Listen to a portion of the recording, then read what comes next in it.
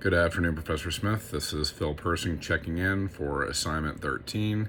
The date is April 19th. It's about 4:30 p.m. I want to talk about civil service and the merit system. To start out, let's just start by trying to understand why civil service and the merit systems are such a big deal in government operations. Well, it's because that these systems are what ensure fairness, professionalism, and even competence. These keep politics out of public hiring. In the fire and emergency services world, these systems are essential to building trust and delivering quality service to the public. So, what is civil service? Well, civil service refers to public employees who are hired based on their qualifications, not public loyalty. It was born from a reform before 1883. Jobs were often handed out as political favors. The Pendleton Act changed that. It laid out the groundwork for a more professional workforce, which is what we see today. So, what is the merit system? Well, the merit system it does several things. It can ensure fair hiring and promotional processes. Some of the key principles are equal opportunity, open and fair competition, protection from arbitrary dismissal, and it is overseen by bodies like the U.S. Merit Systems Protection Board. So the merit system protects fairness in hiring and advancement by requiring decisions be based on someone's ability, not favoritism. It's what helps keep the process transparent and equitable. EMS. As I said, agencies like the U.S. Merit Systems Protection Board, they actually monitor compliance and investigate violations. So are fire and emergency service organizations considered civil service? Certainly, yes. Most municipal FES organizations are under civil service. There are private ones, but the vast majority is civil service. Typically, these are governed by state or even city or county civil service commissions, and employees are subject to merit-based exams, testing, and even seniority rules. So, in short, yes, they are. They are part of the civil service system, especially those tied to those municipalities, like I said. Hiring, promotions, they must follow a strict merit-based process. Firefighters will often take written exams. They may have to pass a physical agility test, and even go through panel interviews to advance and to promote. So what are some ways that FES organizations actually use the merit system? Well, there's a couple. Entry-level exams. That's very common. Promotional exams, also another one. And then just your yearly performance evaluations.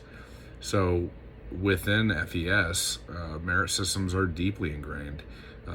As I said, when you get hired, when you get promoted, it's really based on a formula usually where they'll combine test scores.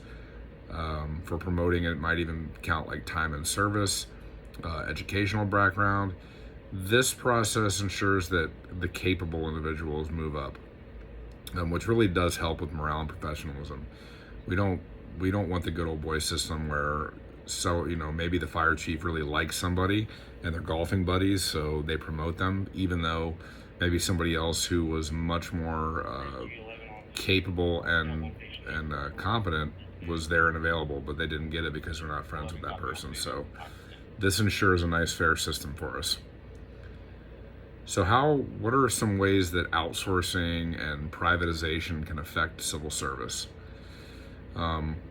Well, there's a couple. Outsourcing can bypass some civil service protections, but with that comes it lowers accountability, it lowers wages, and it will kill your morale.